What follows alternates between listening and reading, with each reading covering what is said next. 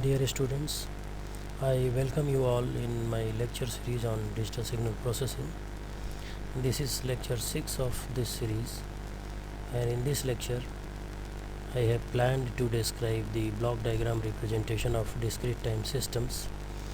Basically, digital filter realization can be performed using the building blocks such as delay element, multiplier, summer. So often digital filters are described by difference equation, and they can be realized using elements corresponding to operation of multiplication using signal multiplier, corresponding to operation of shift using delay element, and corresponding to operation of summing we use addition or adder. So using these basic building blocks, any complicated digital filter can be realized. This we will see in this lecture, and then in the second part of this lecture we will move to the classification of discrete time system. Basically, any discrete time system can be classified in different categories, meaning thereby depending on the memory involved in the system, it can be classified in the form of a static or dynamic system. If system is instantaneous, means there is no memory involved in the system, then the system is called a static system, and if there is involvement of memory in the system, then it is called dynamic system. We will investigate the detail of this in the lecture. There is another way to classify the system, that is whether the system is time variant or time invariant, and we can further classify the system depending on their linear and non-linear characteristics. Depending on the principle of superposition, they can be classified into linear and non-linear categories. Then depending on the application of inputs, a system can be classified as causal or anti-causal system. If the output depends on the future inputs in any form, the system comes under the category of anti-causal system. We will study it in our lecture. Then system can be classified as stable or unstable system. So these are the different way to classify a system. So let us define some basic building blocks that can be interconnected to form a complex system, and very first one among those building blocks which are used to make any complex DSP system is an adder. So as this unit shows that an adder performs, it is a system, adder is a system which performs the addition of two signal sequences to form another sequence. Here this unit is performing the addition of x1n with x2n to form a new signal yn, and this addition is done by element basis. This means we add the value which occurs at n equal to 0 of this x1n to the value which occurs at n equal to 0 of this x2n. Means addition is done by element basis.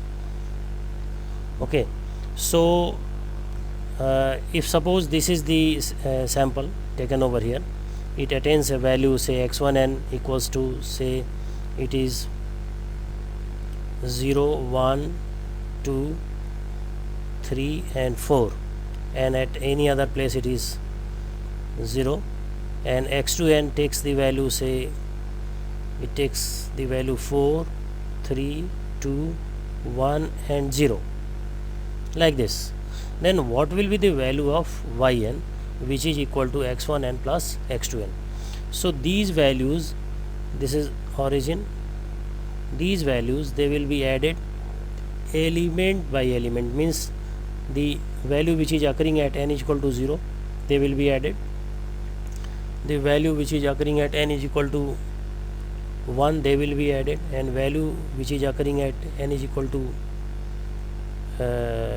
2, they will be added, and then the value which is occurring at n is equal to 3, they will be added together, and value which is occurring at n is equal to 4, they will be added together to form the elements of this yn.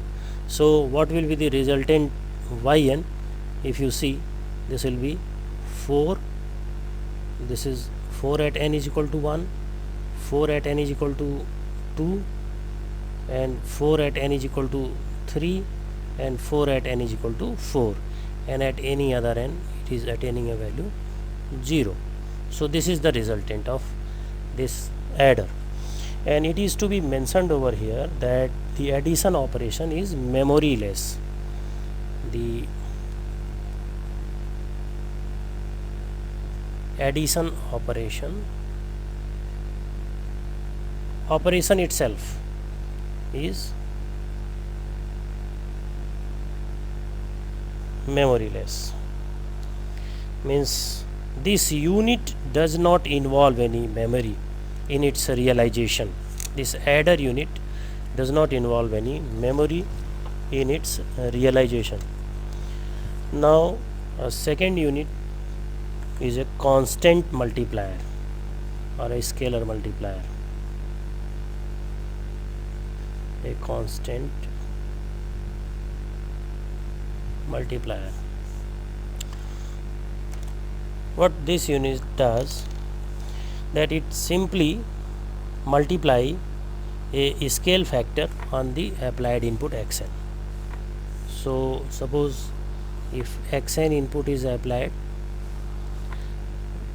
and a scale factor, say alpha, is multiplied over here, so yn which is obtained is multiplied, each and every sample of xn is multiplied by the scalar value or a constant value, and this operation means this block does not require any memory for its implementation.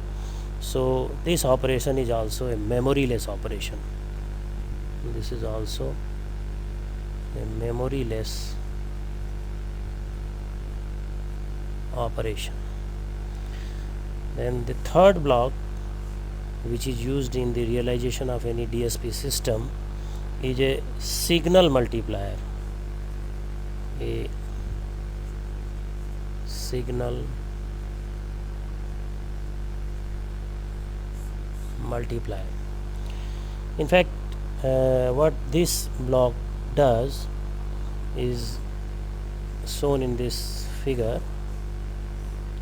Suppose we have two signals x1n and x2n, they are applied at this unit, so at the output we obtain some yn which is equal to the multiplication of x1n with x2n. This multiplication is also done on the basis of element by element. This means suppose if we take the signal value 1, 2, 3 and 4 like this over here, and we take the signal value over here, say 4, 3, 2 and 1 over here, and rest of the signals they are 0. So what result this multiplier will give you? This is x1n, okay, this is n, and this is n, and this is x2n. Well, so what result this is going to give you? This is 4 and this is 1. Naturally this is 4 and this is 3 and this is 1, so this will be 3, and this is 2 and this is 2, so this will be 4. 2 multiplied by 2 is 4, and then this is 4 and this is 1, so this will be 4. So this will be 4, okay, and this will be 1, and this is 3, no, this is 2, this is 1, this is 2, this is 3 and this is 4. Somewhere I made some mistakes. This is 4, this is 3, this is 2, and this is 1. So 4 has to be multiplied by 1, result is 4.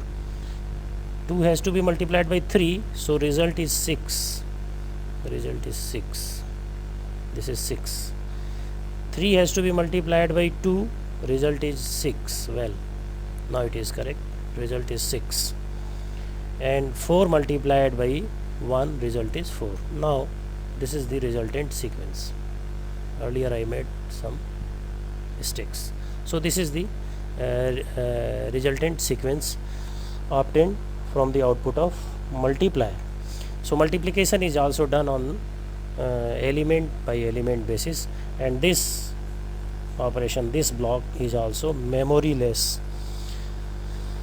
Multiplication operation is also memoryless.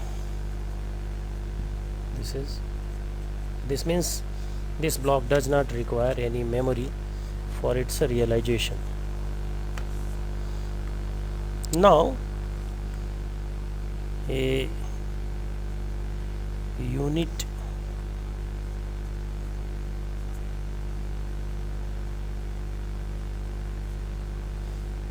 delay element. This is quite a special system, and it simply delays the signal passing through it by one sample, and this unit is represented by a block Z inverse, or Z to the power -1, and at the time n, when input xn is applied, it produces a output yn, which is a delayed version of xn in time by 1 unit. So this element is called a unit delay element. So this is a special system that simply delays the signal passing through it by one sample.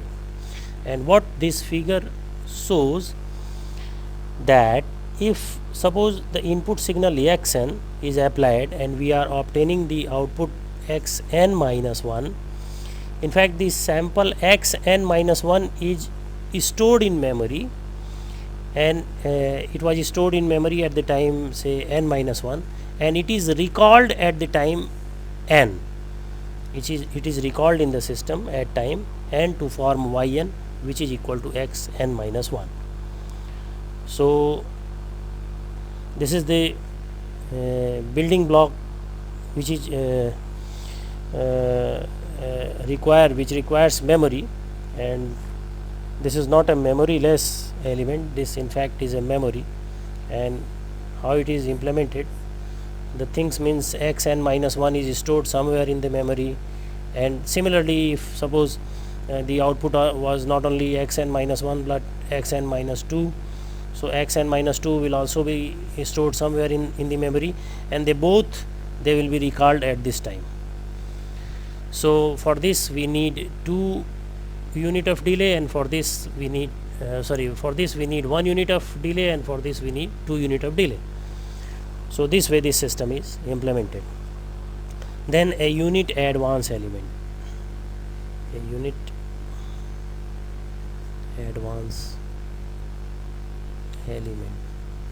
A unit advance element is shown in the block diagram by Z, or you can say that Z to the power 1. But and what this system does, it obtains at the output the advanced version of the sample by 1 unit. This means in a similar fashion this is also stored in the memory, and it is recalled at the time n. The xn plus 1 is also stored in the memory, and it is recalled at the time n.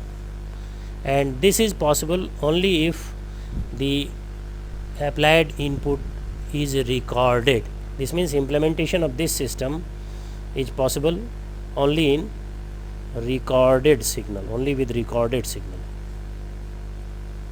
This cannot be performed in real time. This means it is impossible to recall xn plus 1, xn plus 2, or any future value of x at the time n or present n. So this is unrealizable system in real time applications, but this is possible to realize for recorded signals or recorded signal processing. Now let us implement a simple system using the block diagrams that we have studied so far. So using the basic building blocks that we have studied so far, we can sketch now some simple block diagram representation of discrete time system described by the difference equation, and say this is the difference equation that we need to realize. Suppose this is equation number 1. So you can very easily observe that the straightforward realization of this system is given in this block. Xn is given a delay to produce xn minus 1.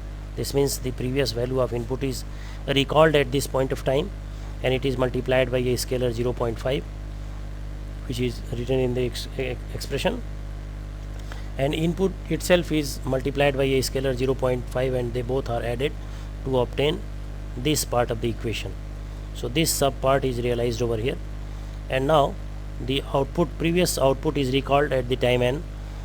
So yn minus 1 is obtained over here, and this yn minus 1 is multiplied by the scalar 3, and then it becomes 3 yn minus 1, which is added with this expression to obtain the final yn.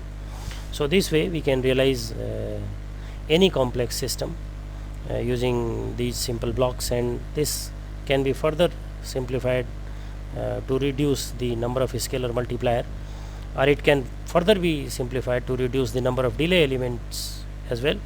So these things will be discussed in the latter part of the lecture. So just for the simplified picture, we can obtain this difference equation which describes a digital filter, and by this block diagram representation. In the analysis as well as in the design of the system, it is desirable to classify the system according to the general property that they satisfy, and those general properties are whether the system is static or dynamic, whether the system is time variant or time invariant, means whether the system is static or dynamic, whether the system is time invariant or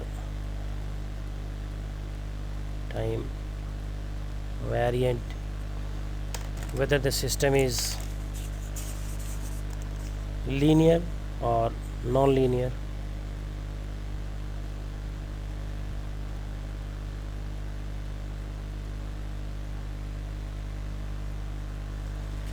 or whether the system is causal or anti-causal,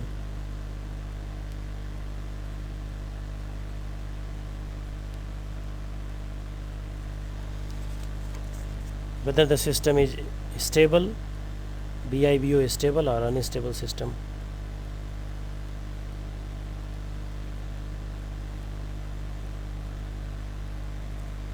So depending on these properties that a system possesses, they can be classified in different classes. So this is basically required to develop some mathematical technique for the analyzing and designing of discrete time system, because the particular mathematical technique depends heavily on the general characteristics of the system. So let us start analyzing the very first, whether the system is static or dynamic. So a system is called static if it is a memory less system.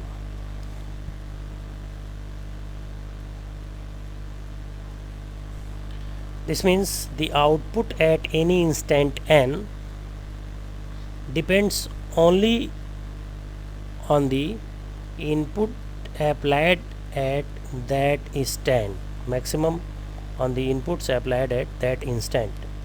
So if the output at any instant n depends at most on the input sample at the same time but not on the past or future sample of the input.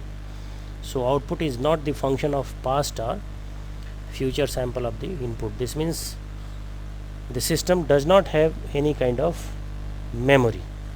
In any other situation, the system is called dynamic, or we can say that dynamic systems are characterized by the memory. They have memory as their essential part. So suppose we are taking a system and we are talking on the timeline. Suppose at any time n is equal to n0, if the output at this time is function of, say, the applied input at n is equal to n0 itself, then it is called memoryless system or a static system. But if it is function of, say, n starting from, say, n0 minus n to n0, it is the function of the applied input from this range, then it is said, this system is said to have memory of duration n. This means this system contains a memory of duration n, and if suppose this n, capital N, is 0, then in this situation this system is called static. So if the n is less than infinity but it is greater than 0, then the system is said to have finite memory. Finite memory. And if this n equals to infinity, then the system is said to have infinite memory.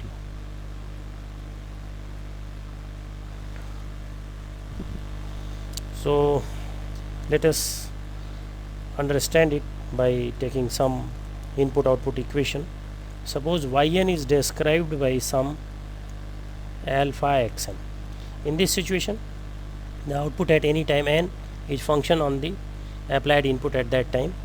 So this is a memoryless system, and this way it is a static system. Suppose we take another equation of yn, where yn is equal to, say, n xn plus, say, b x square n. Here also the output is function of the applied input at that moment, and from nowhere it requires a memory element. So this is also a kind of a static system. But let us consider some new equations. Yn is equal to, say, alpha xn plus beta x n minus 1. As you can see that this system requires one memory element. Yn is equal to, say, summation k equals to 0 to n x n minus k. This is simply an accumulator. So this system also requires a finite memory of n elements. Suppose we describe another input output relation of the system, k equals to 0 to infinity x n minus k. This system requires infinite memory, whereas this system requires finite memory. This system requires infinite memory. And as we have already seen that a static system can be described by the input output relation of the form this. This is the definition of static system. This means that they do not require any delay element or memory. So another class of system which is known as time invariant versus time variant system. So suppose if we are obtaining some output yn on the application of some input xn, this means yn is the output obtained by passing this input xn through a system. Now suppose if we delay this xn by k amount, this means we apply, instead of xn we apply xn minus k, then if the output is also delayed by the same amount, this means we obtain yn minus k, which is equal if we delay this output by the k amount, and if we obtain the output by delaying this input by k amount, and if both of them they are same, we say that the system is time invariant. If the system any other form of system comes under the category of time variant system. So on the application of this delayed version of input, the output that we obtain is called yn minus k, and in this situation in which we applied the original input, this means non-delayed version, if we simply delay this output by k unit of time, and if both the outputs are same, this means the output when input was delayed and the output when input was not delayed, but output is deliberately delayed by k unit of time, and if both are found to be same, then we say that the system is time invariant. So what output we call if the input was delayed is called ynk, and this is the output when input was delayed version of input was passed through the system, and if we apply the delayed version of input, we obtain the output yn minus k, and if both of them are same, the system is time invariant. So let us check this property for some system, and the very useful systems are, very first system is differentiator. It obtains, it has the input output relationship yn is equal to xn minus xn minus 1. This means it finds the difference between the present input and previous input, the difference between previous applied input and present input. The more is the difference, the more will be the output. So this block can be realized as, this system can be realized as, so this is xn, and this is the delayed version of xn,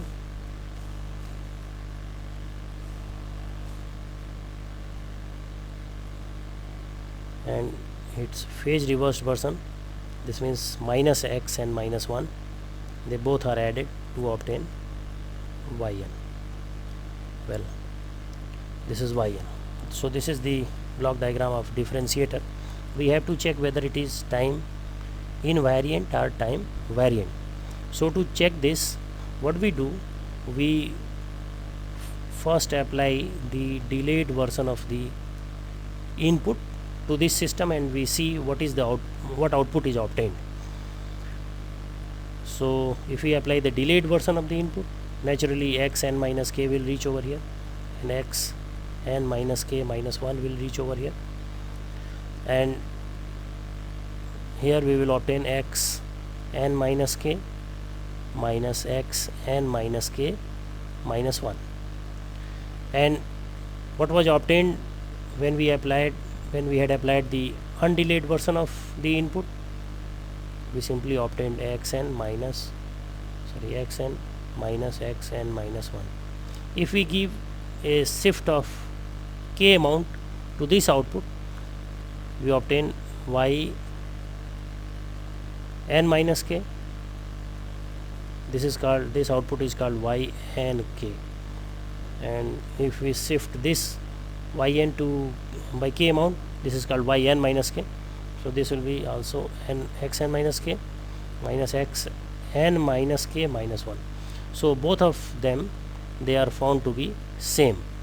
So this kind of system differentiator is a time invariant system. This is time invariant system.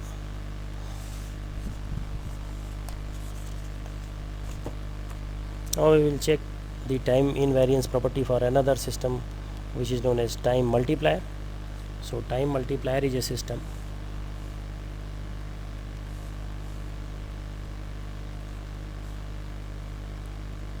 whose output is nxn. Now to check the time invariance property for this, we apply xn minus k instead of xn. So what output we will obtain? Yn will be equal to nx n minus k.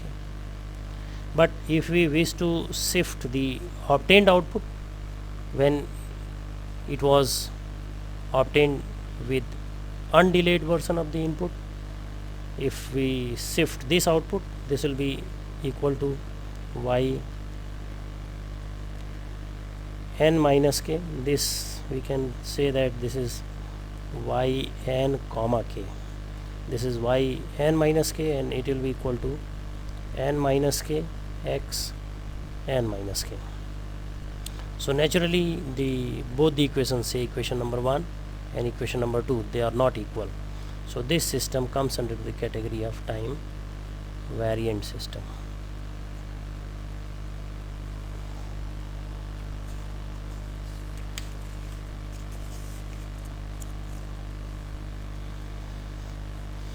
Now there is another system which is modulator.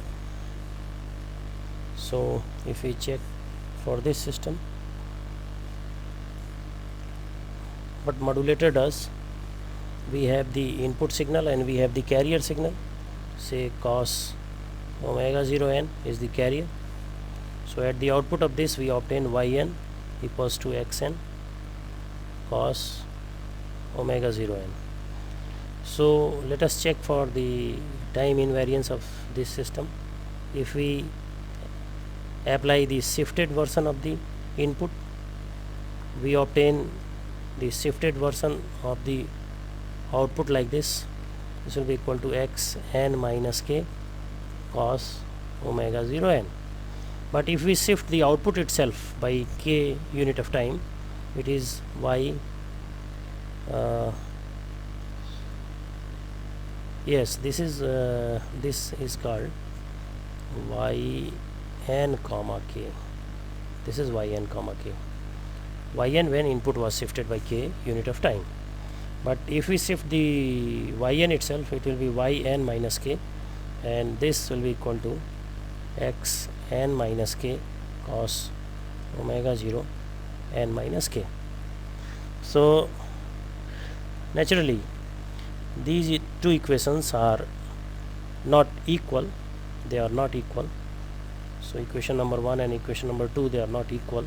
So this system is also time variant. Now we will check the time variance for a folder system. Folder means a system which obtains the folded version of the input. If we apply the input xn, we obtain yn, which is the folded version of xn.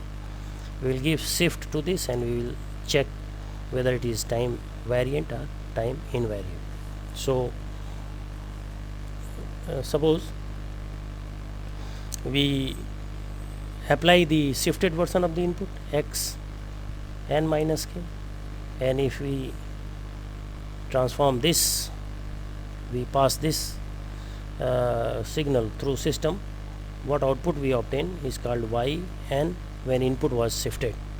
So this will be x minus n minus k. This will be x minus n minus k. And if we shift the output itself, This means we wish to obtain y n minus k.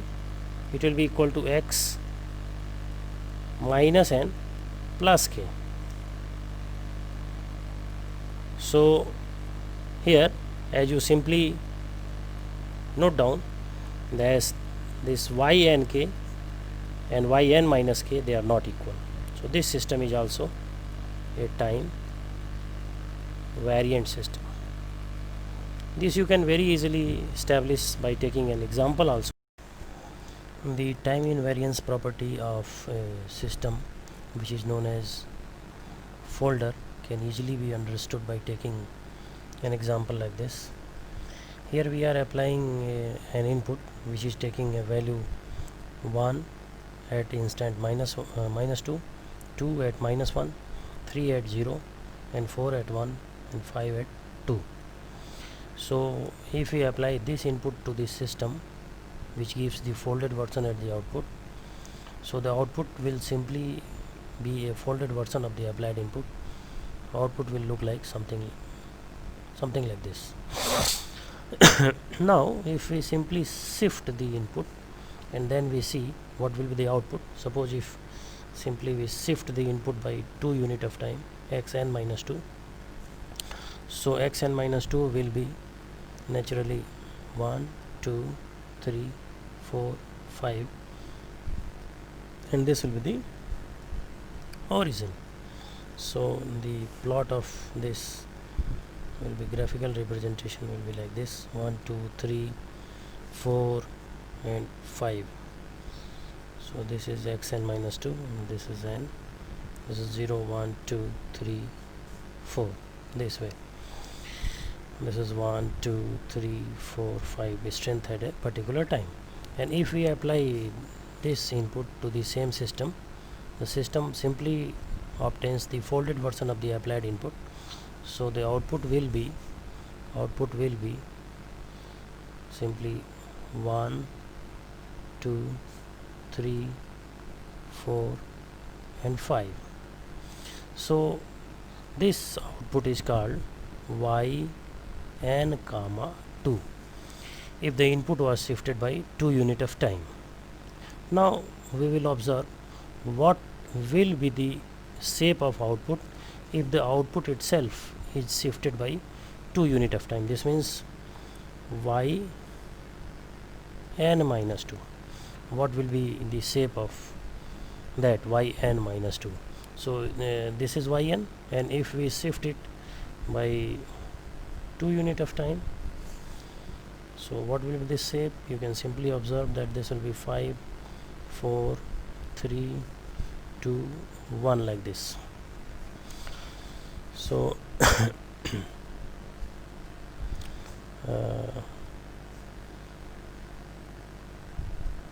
this yn is equal to x minus n, you can say, and you see this is y n minus 2, and y n minus 2 can be said to be equal to what?